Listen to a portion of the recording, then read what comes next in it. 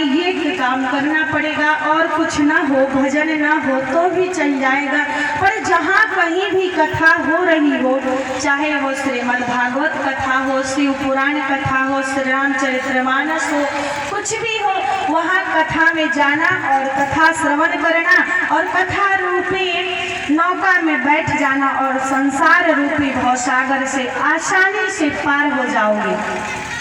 तो जो तार्किक स्वभाव के व्यक्ति थे उन्होंने अपना हाथ खड़ा किया, कहा बाबा जी आपने क्या कहा?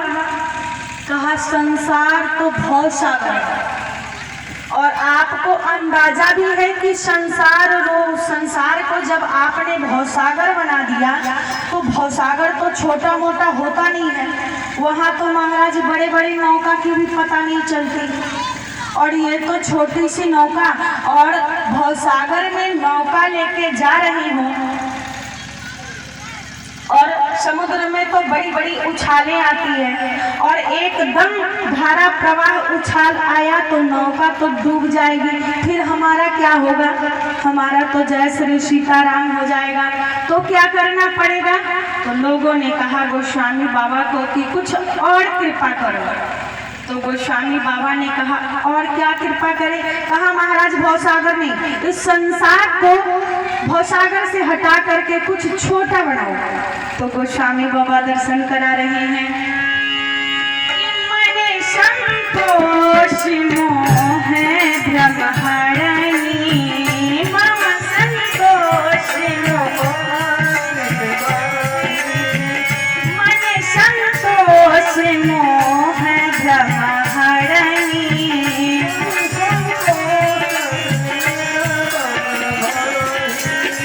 मन संतोष मोह ब्रह्महरणी, मन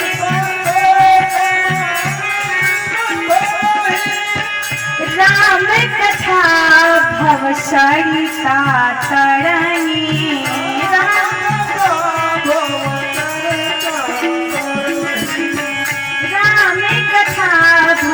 सरिता तरणी।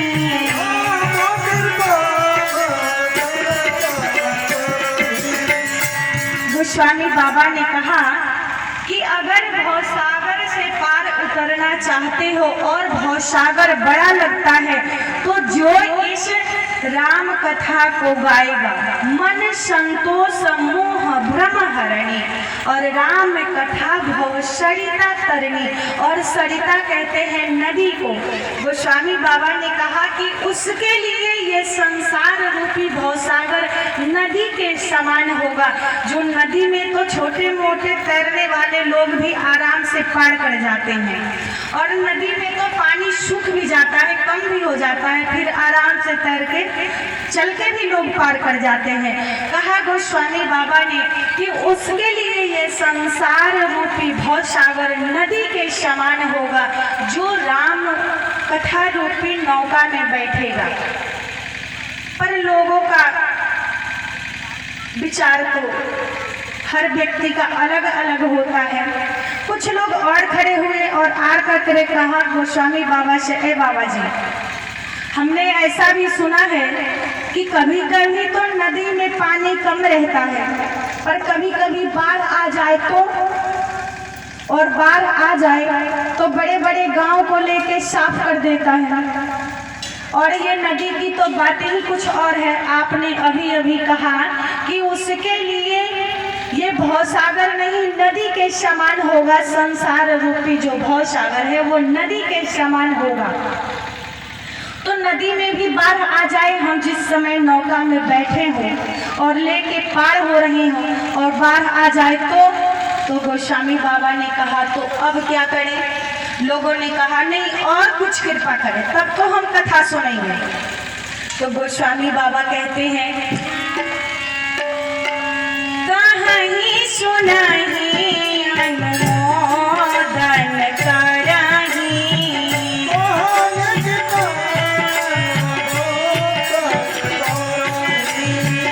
कहीं सुनाही अनुमोदन कराही,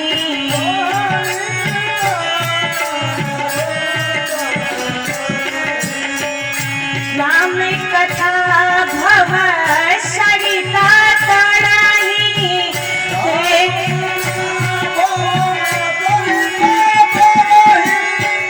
कहानी सुनाही अनुमोदन करही ते गोपदैवा भवनिधि तरही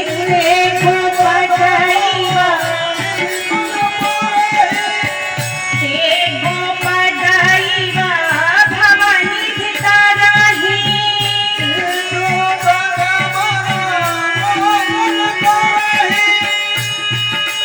कहानी सुनही अनुमोदन करही